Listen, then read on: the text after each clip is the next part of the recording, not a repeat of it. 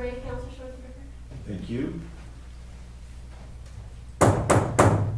Call to order the Committee of the Whole meeting for December 13th.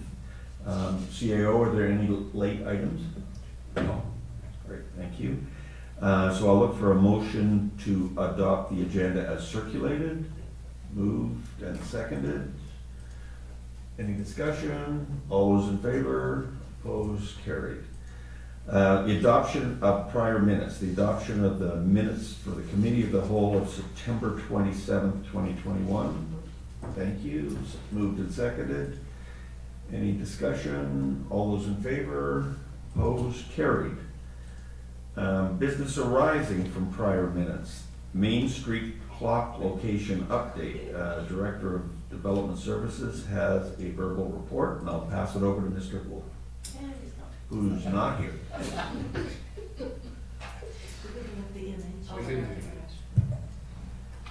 Bob coming back. We're ready. You're on. You're on. I'm fast. Walk. You have to talk about your hair. Oh, sorry guys. All right. Town clock. That's a great spot for the town clock, right there. We found out some more information about it. So the power is just regular 110 volts. So I went out with the Deputy Director of Operations, and it can be fed pretty easily. There's a sort of power located about 15 feet from there. The cost of the clock is at $22,500, $3,000 for employee installation, and the town staff could install it. We have the capacity, so around $25,000. The ongoing maintenance cost is $0.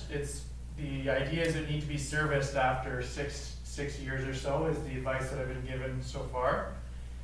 And obviously you can see the location up there, we felt would be the best spot.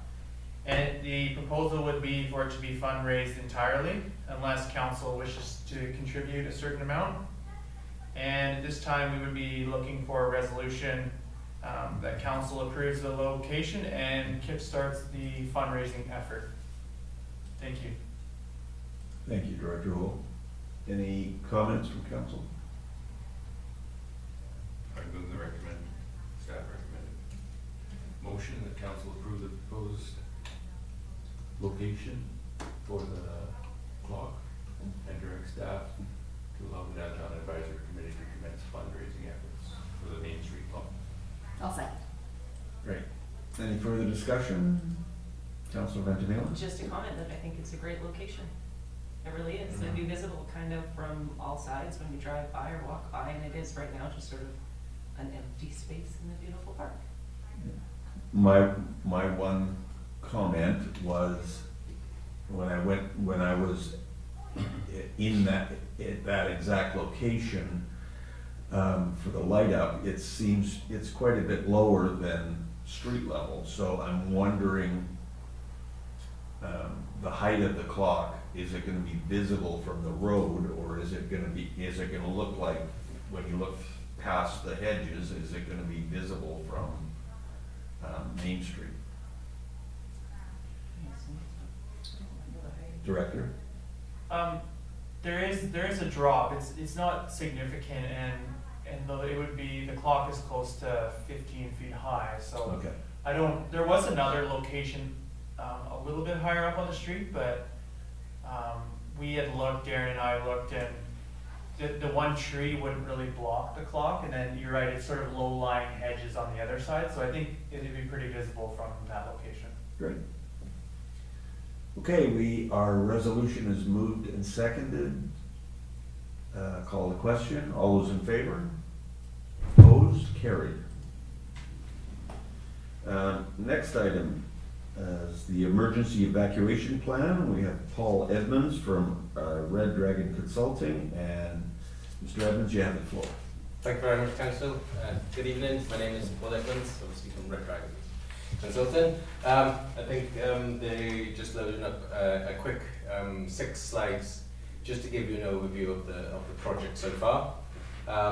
This evacuation plan is funded from the Union of BC Municipalities under the Community Emergency Preparedness Fund. If you can go to the next slide, that'd be great. And please interrupt me for any questions you have as I go forward. The project objectives was to develop the community evacuation route planning guidance according to the UBCM and Emergency Management BC guidance documentation. We've also developed zone-specific evacuation route guidance, which I'll talk about in a little bit more detail during the presentation, and a public evacuation plan or a community evacuation plan, which is the cover actually on the screen. This is a smaller document, which I'll explain, but it's for the public to be prepared and to understand when they talk about evacuation alerts and orders, etc. All the data that we've gathered within the town of Oliver is all on Esri GIS, and that will be, once it's all been confirmed, it will be shared direct to yourselves and possibly the regional district to make sure that everybody within an emergency operations centre has access to that rather than relying on documents that we hope are never on the shelf. And of course, throughout the project, we've continued to review the information. Perhaps I should have said in my introductions, I don't actually live up the road, just above Okanagan Falls, so I know Oliver well. I worked for the regional district in 2018 as the EOC director. So it's easy for me to come here and look at the different zones and of course talk to Diane and her staff about that. Also within the introductions, I should have said there's a similar project running in parallel with the South Indian Band. So Diane and the fire chief and myself have made sure the zones align, so within their jurisdiction and within the town's jurisdiction and within the fire protection area of the town of Olive, which is actually in the regional district, as you all know. Next slide, please. So the community evacuation plan, I don't know if a copy has been circulated yet. It was attached, the smaller one. Oh yes, the small one, yeah. And within that, this is the community or the public evacuation plan. You know, we talk about what you need to know, working together. Gives an overview of the zone maps. I've got a slide with the maps included in there. Describes the stages of the evacuation, where the reception centres are, emergency support services, the British Columbia Emergency Management Response System, you know, the 8 priorities that the EOC, Emergency Operations Centre, undertakes in the event of an emergency, and talked about evacuation decisions, working together, those pre-planning, and then the personal preparedness side of things of what people can do, because obviously there is a responsibility on all governments and First Nations, but there's also a personal preparedness responsibility for any resident of the province. So it gives a guide of about 10-11 pages in plain English about what happens during emergency evacuation and what people need to do.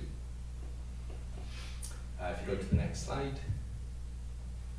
That's where you can see that, my screen's changed. There's approximately 18 zones, around about 5 or 6 within the town jurisdiction, and then the surrounding area, and this mirrors the fire protection area as I mentioned earlier. These zones have been decided upon for geographical influence. So these are the evacuation alert zones of if there's an event in the area. Diane and her team have got a ready-to-go template in order to make sure that people within these zones can be easily made aware. And they look at rivers and roads and areas of concern to make sure those zones fit in, alongside speaking to Diane and her staff and of course the fire chief from that. If you go to the next slide, please. Like I said, there's the community evacuation plan, but there's also a whole raft of documents that we're producing. In fact, we're about 70% way through this project. We create these sort of 4 layers plus the public plan. I haven't got the graphic there, unfortunately I should have thought about it. There's a quick reference guide for staff of what to do, how to issue a state of local emergency, evacuation alert, evacuation order. There's numerous checklists that supplement the EOC planning and operational functions. And then there's zone documents, which go through the zones in a bit more detail, you know, what's within the area, is the arena there, is there ammonia risk, for instance, you know, so any high occupancy buildings. And there's also a one-pager which is actually on the screen of each zone. So to make sure whether it's within the Emergency Operations Centre or given out to, just saw the sergeant walking out, given out to the RCMP, if they've got to organise an evacuation from that zone. So it helps with the communication from the EOC to the field response to make sure that they're aware of what they're doing and the options that's open to them during that emergency event.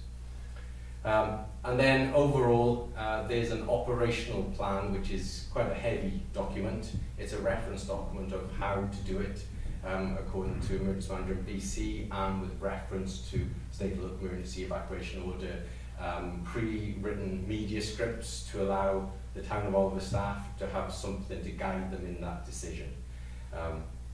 So there's a whole raft of documents. I think there's over 300 pages in total. But we break it down into layered components. So you have the quick reference, the one-pagers, and then zone documentation for the UC, and then a plan that sits there which complements everything. Next slide, please. So project milestones, obviously there's an ongoing review in the staff. We've produced obviously the public plan, which was I think attached. The Town of Oliver zone documents, the one-pagers are just about ready. There's templates ready to go, and the EOC checklists for evacuation.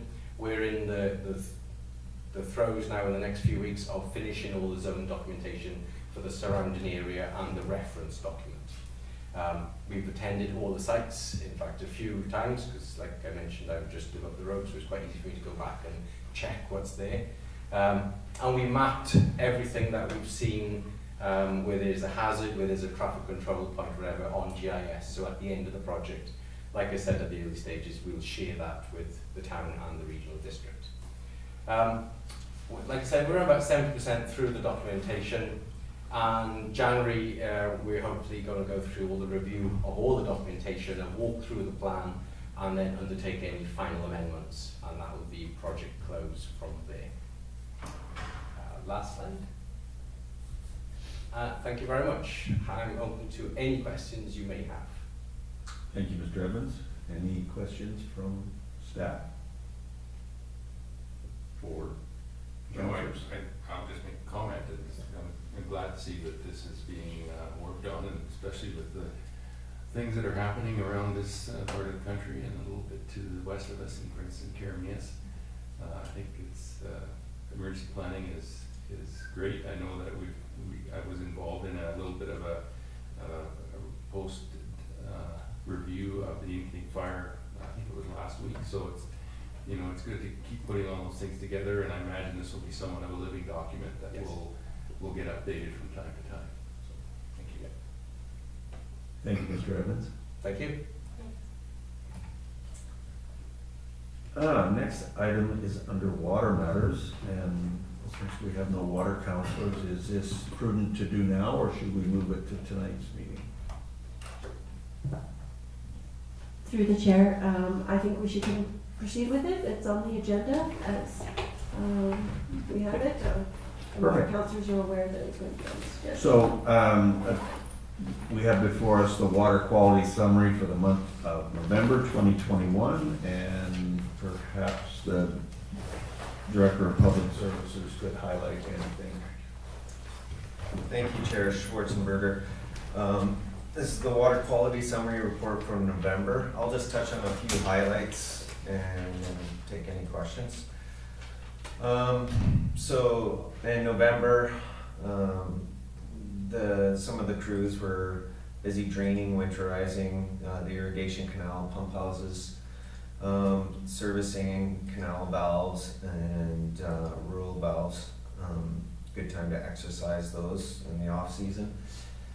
We also washed a 255 meter stretch of canal to prepare in restoring in March. And we also cleaned Miller Road, our Road 13 water reservoir. We do that every 4 to 6 years, depending on how bad it is. And it needed it, so. And then in town, H&M, who have been working on Station Street, did a tie-in to the existing domestic main lines in that area. And our crews were involved, helping them out, making sure everything was running smoothly as it could at the time. We had some hiccups. And I think that was about it. And just to touch on Station Street, just in case everybody's curious, it is running behind schedule. And a portion of it will be finished in the spring, where we can finish the boulevard restoration, trees planted, irrigation. And then there's the storm water component that has to run through from the outfall and run to Station Street in Fairview and through the spray park, and that also needs to be done. So I'm waiting for an updated schedule on Station Street. Moving on, temperatures were a little bit above normal, and so was precipitation for the month of November. Water consumption was just a bit below the 7-year average, and that's about all I have right now to touch on some of the highlights if anybody has any questions or not. Does anyone have any questions? We have a proposed motion on the floor that the water quality summary report for November be received. So moved. Thank you. And seconded. Any further discussion? Call the question. All those in favor? Approved. Go on to business. Business 1, Airport Advisory Committee appointment. Corporate officers report is attached. Ms. Vikovich. Thank you, Chair Schwartzenberger. The purpose of this report is to seek Council's appointment of the Oliver Flying Club replacement to sit on the advisory committee. The Oliver Flying Club recently had a change in their executive positions, and with the advisory committee, the membership on it is either the president or the vice president. Currently, there's only one vacancy as well on the airport advisory. There is a vacancy on the airport advisory of the community at large, so staff will advertise to fill that position. The appointment would be for 2 years, and we'll try to stagger them so we can try to ensure some sort of overlap in their terms. So the recommendation before council is that council appoint Christopher Timos to sit as the Flying Club representative on the Oliver Airport Advisory Committee for a 2-year term, and that council direct staff to thank Bill Guthrie for his service on the Airport Advisory Committee. Thank you. Thank you. Any comments from council? Hearing none, can I have a motion for the proposed motion that's on the board? Thank you. Seconded. Any further discussion? All those in favor? Opposed? It's carried. Item number 2, the Fire Protection Mutual Aid Agreement 2021 to 2026. Again, the corporate officer's report is attached. Ms. Vikovich. Thank you, Chair Schwartzenberger. This report is to seek council's authorization to enter into the 2021-2026 Fire Protection Mutual Aid Agreement. The Town of Oliver and the participating parties, which is all the municipalities and volunteer fire departments, entered into agreement in 2018, which expired in 2020. We entered into a modification agreement for this year to allow them additional time to draft a new mutual aid agreement. That agreement, the mutual aid agreement, the modification is going to expire December 31st. So a committee of fire chiefs was formed to develop the new mutual aid agreement, which consisted of chiefs from Eris, Willowbrook, Penticton, and was supported by Dale Cromenbush. This agreement was brought to the Regional District Board and they endorsed it July 22nd, 2021. So the recommendation before council is that council authorizes entering into the 2021-2026 Fire Protection Mutual Aid Agreement. Thank you. Any comments from council? Hearing none, I will accept a motion for the motion on the floor, for the proposed motion on the floor. Thank you. And seconded. Any further discussion? And I should read it out. The council authorized entering into the 2021-2026 Fire Protection Mutual Aid Agreement has been moved and seconded. I'll call the question. All those in favor? Opposed? Carried. Item number 3, LCRB application, a new outdoor patio at 365 Zinfandel Avenue. Director of Development Services report is attached. Mr. Hubel. Thank you, Chair Schwartzenberger. This application is for an LCRB application for 365 Zinfandel Avenue. The applicant is proposing to utilize an existing area adjacent to the tasting shop for a licensed outdoor patio. The property owner has utilized this area as a TESA, a temporary extended service area. And if you recall, staff was before council last year and we provided a blanket approval for all TESA applications. This approval is expiring next June. And so those people are asked to apply to their local governments to make it permanent. Property location map is located at the northwest end of Tuckalnoot Lake. There's another map of the subject property. The zoning is agricultural transition, and the OCP is actually low density residential. Photos of the subject property on the left shows the outdoor patio area, and on the right, same thing. This shows the south portion of the property. There is a single family dwelling under construction currently. There was an older home on the neighboring property to the south. It was demolished and it is being rebuilt, so they are in close proximity to the proposed patio. This is a site plan that shows all the different uses occurring on the site in terms of the winery use. A shows the winery, C the crush pad, and the tasting room storage, and then you'll see F is this outdoor extended service area. Staff comments.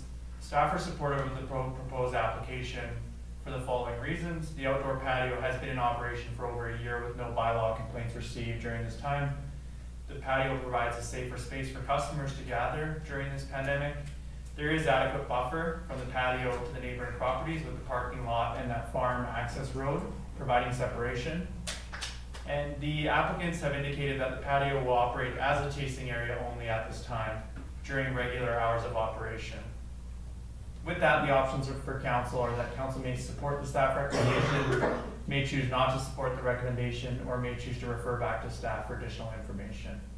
The staff recommendation is that council resolves to advise the LCRB branch that the Town of Oliver Council opts out of the LCRB review process with regards to the application for a structural change to the property at 365 Zinfandel Avenue. And just before it goes back to council to discuss, I will say that in our land use procedure bylaw, if council chooses to comment on the application, then we will have to notify the neighbors. The applicant will have to pay an additional $500, and we'll go through that process to get feedback from the neighbors. The other option is, which is before council, based on the staff's recommendation, is to opt out of providing comment, and then that will suffice in this case. Thank you. Thank you, Mr. Houle. Any questions or comments from council? Councillor Grice. Thank you, Chair Schwartzenberger. Thank you for answering that, because I was a little bit confused about the process, but that makes sense. I was just wondering, I don't know if you can point out on any of the maps where the new home is being built and if it's in the same location that the previous home was demolished. Sorry if it was up there, I missed it. Sure, if the deputy corporate officer could just pull up the location map, so it's at the start of the presentation with the ortho. So the next slide. Sorry. So you see the house, the existing house is right there, so this one is over, it is over a little bit to the east from there. So it is sort of about 20 feet to the right of that. Where's So the patio on this map? the patio is over to the right. I don't think I can actually point with this, no. Yeah, the patio's right there to the south part of that, they built a pergola, yeah, right Okay. there, yeah. Okay. But you'll see if you go to the photo, I believe it's slide 6 or 7, there is a photo that shows, that one. Yeah, so, and then the next slide. So you'll see it is across, that's the foundation of it being built, so. Anyways, I hope that answers your question. It does, thank you. And then my other question, I guess, is there any, I mean, they said they don't wanna serve full glasses of wine and they want it to just be for tastings. Is there anything that holds them to that? Can they change their mind or? Through the chair, I don't believe there's anything that would hold them to that. I mean, it is being approved as an outdoor patio. The applicants, have indicated that they have no intention of serving food, they don't have a kitchen, they don't have any of that, but I don't believe that this would prevent them from giving a full-fledged patio. Alright, thank you. Yeah, I guess just those things being said, I'm in favor of the recommendation. Thank you. So you're moving the recommendation? Well, I was just commenting, but there's more. Councillor Ventimila. Thank you. Just along those same lines, do understand the process that if we don't wanna go as a town through the whole process of gathering feedback from the neighbors, then our best option is to opt out. Do you have any idea what the province's process is? If this application goes right to them, do they go out and collect feedback from the neighbors or anything like that, or? Through the chair, I don't know the answer to that, truthfully.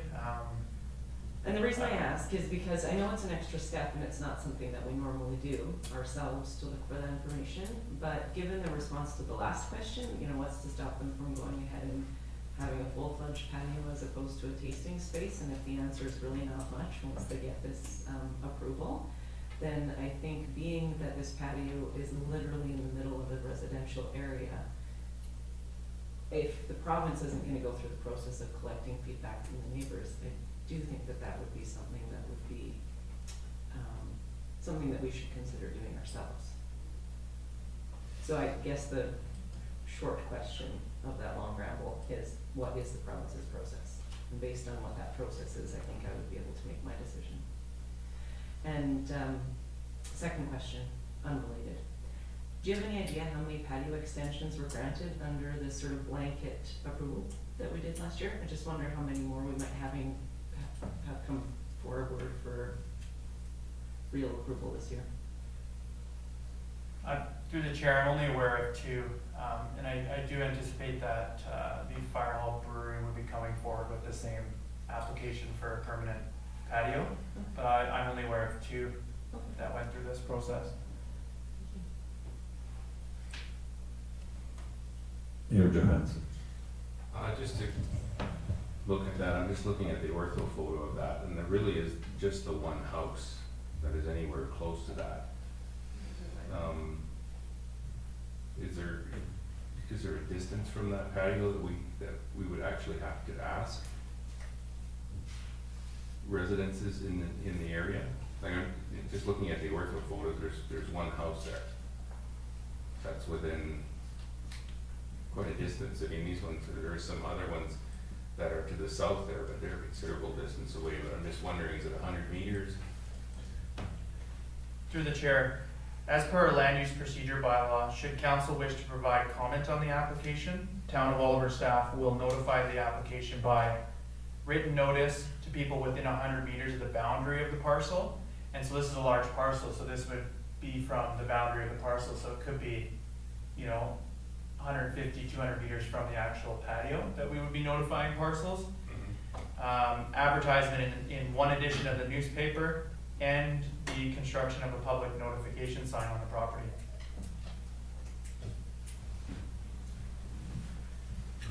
Councillor Gretz.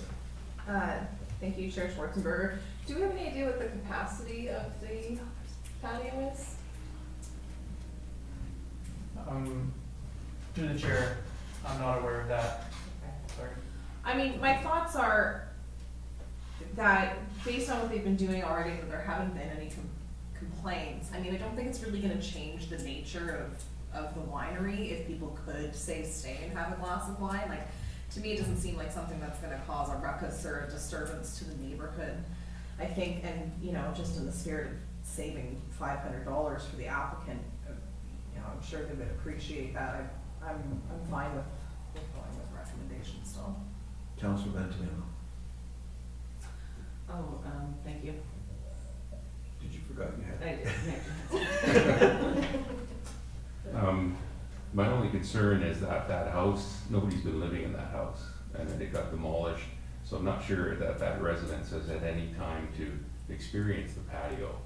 And now we're gonna, you know, acknowledge a patio, and I'm, you know, I'm cognizant of that concern. If that house had been occupied and somebody living in it the whole time, the last 2 years, but I don't think, I know it recently got sold, I know it's been demolished, and they're building a new house there. So, and with it, that's why I was wondering about the distance. That one piece of property might be the only house that's even close enough that would have to be asked. Councillor Ventimiglia. Thank you. So personally, I just need more information. I think if what is being applied for is a tasting patio, and that's all that will be granted, I agree. They've been in operation for a year, there's been no complaints. The new house that has been previously unoccupied is far enough away that probably a tasting patio is not really a big issue. But if the tasting patio is a stepping stone to you know, a bigger patio, which is a stepping stone to a restaurant, and what are the steps to get there? I just want to make sure for my own knowledge that I understand all of that before making a decision. Because if it's really just a tasting patio, and if anything else were to happen, then they have to apply for approval again. That's fine, I can live with that. But if the tasting patio, if there's no such thing, it's just a tasting patio, and all of a sudden it's a full patio, and we don't have any control over that, and we've just plunked that in the middle of a residential neighborhood, then I have an issue with not asking the neighbors. Director Houle. Thank you, Chair.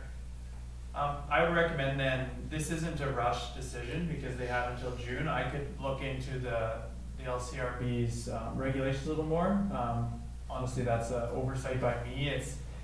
It's convoluted, so I can try to better understand, you know, the restrictions it places on them. And then in the meantime, I could also require the applicant to discuss with their neighbors that have the house that is being built, and we could see if they would provide a letter of support or something to the application. Councillor Ventimiglia. I would appreciate that, and I guess my final comment would be that I'm not concerned at all with the, you know, operation that's there right now. They clearly have had no issues with the neighbors, but once that, like the patio approval goes with the property, doesn't go with the owner, and so you never know who's gonna be there next and what's gonna happen, so just wanna make sure that what's happening there is suitable for the neighborhood that it's in. So I would be interested in knowing what exactly is being applied for and what that means, and also what the liquor control board's process is if we decide to opt in. Anyone else? So the motion, or the proposed motion is that council refer back to staff for additional information. Do I have a moved by Councillor Grice, seconded by Councillor Ventimiglia. Any further discussion? Call the question. All those in favor? Opposed? Carried. Item 4, Oliver Fire Department Selection Committee recommendation. CAO.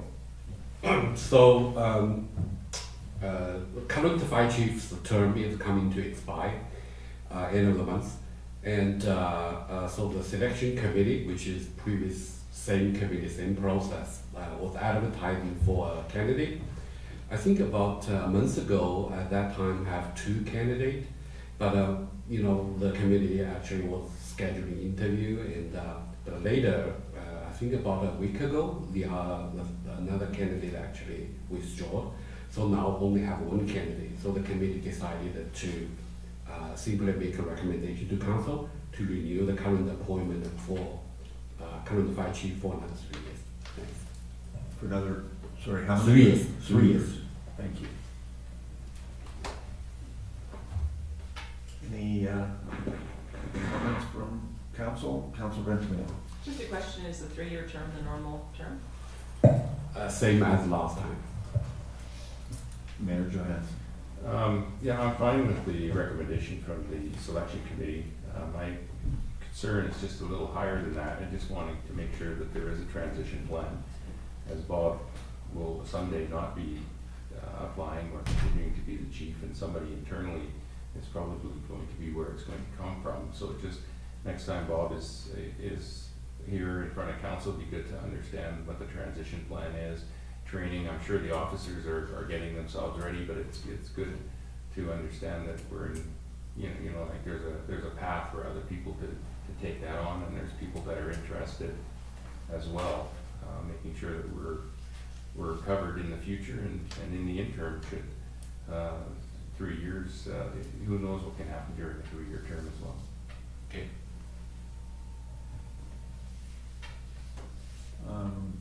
Sorry, Councillor Benjamin? No, just moving that on. I'll move that the committee of the whole meeting December 13, 2021, council appoint Bob Graham as the Oliver Fire Department Fire Chief for a 3-year term ending December 31st, 2024, and that council direct staff to send out a public service announcement advising of the appointment. Moved. Do I have a seconder? Councillor Benjamin, thank you. Any further discussion? Mayor Johansson? Just one follow-up question. Do we have an acting fire chief as well in the volunteer fire department? We do not have an acting fire chief, but we do have a deputy fire chief. Okay, thank you. So I'll call the question. All those in favor? Opposed? Carried. On to proclamations. A proclamation request for Crime Stoppers Awareness Month. Corporate Officer's report is attached. Ms. Bakovich. Thank you, Your Worship. The South Okanagan Similkameen Crime Stoppers is asking the town of Oliver to join the city of Penticton in declaring the month of January as Crime Stoppers Awareness Month. A member of the South Okanagan Similkameen Crime Stoppers Board stated that in these times of uncertainty and increased criminal activity, we need to work together to help make our community safer. Increasing awareness about Crime Stoppers will help to do that. So there is a proclamation attached to my report, and the recommendation is that council resolve to proclaim January 1st through 31st, 2022 as Crime Stoppers Awareness Month. Thank you. Thank you. Any comments from council? Can I have the motion on the table? Councillor Benjamin? I do have one question. Yes. Go Is ahead. this an annual proclamation that we'll be looking to make then, or is it just January 1st to 31st as Crime Stoppers Month? The way it's written, it's just for 2022. That was the request for 2022? I'll make the motion. Thank you. I'll say. Thank you. Any further discussion? All those in favor? Opposed? Carried. And public question period. We don't have any public here, so I will entertain a motion to adjourn. So moved, seconded. All in favor? Opposed? Carried. Thank you, everyone. That's a lot of nights tonight. Yeah, that.